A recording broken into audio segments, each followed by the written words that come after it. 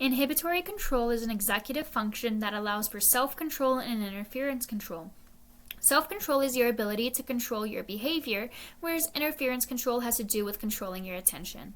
There has been some research displaying a negative correlation between risk-prone behavior and reduced inhibitory control in different demographics, including adolescents and clinical populations.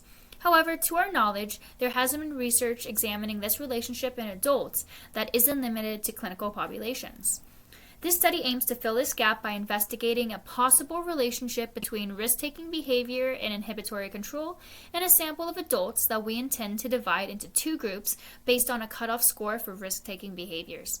We predict that our results will show less inhibitory control among the high risk-taking group. The sample for the study included 56 participants at the University of Colorado Boulder. We administered an impulsivity survey and Stroop task to participants via the online software called Quasi Toolkit. The survey was made up of 18 items from the Barrett Impulsiveness Scale. The following Stroop task was used to evaluate inhibitory control. The research design for this study was self-report and quasi-experimental. Our predictor variable was impulsiveness, and the outcome variable was inhibitory control. This categorization of participants was analyzed with the average time in milliseconds that it took for them to respond to congruent versus incongruent stimuli.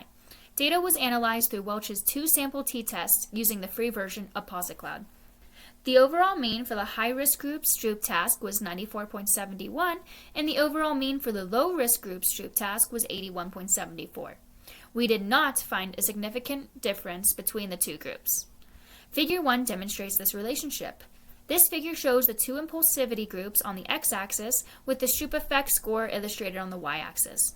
We had predicted that we would find that people in the high impulsivity group would have higher scores on the Stroop task, and conversely, people in the low impulsivity group would have lower scores. However, when we analyzed our data, we found no significant correlation, which refutes our hypothesis.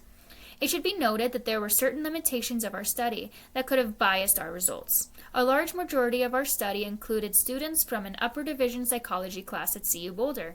Therefore, our results are limited in its generalizability. Our sample size was also quite small, including only 56 individuals. Our questionnaire was also a self-report survey, which makes our results vulnerable to demand characteristics. The cutoff score used was chosen by the researchers instead of using an established impulsivity scale or cutoff rate.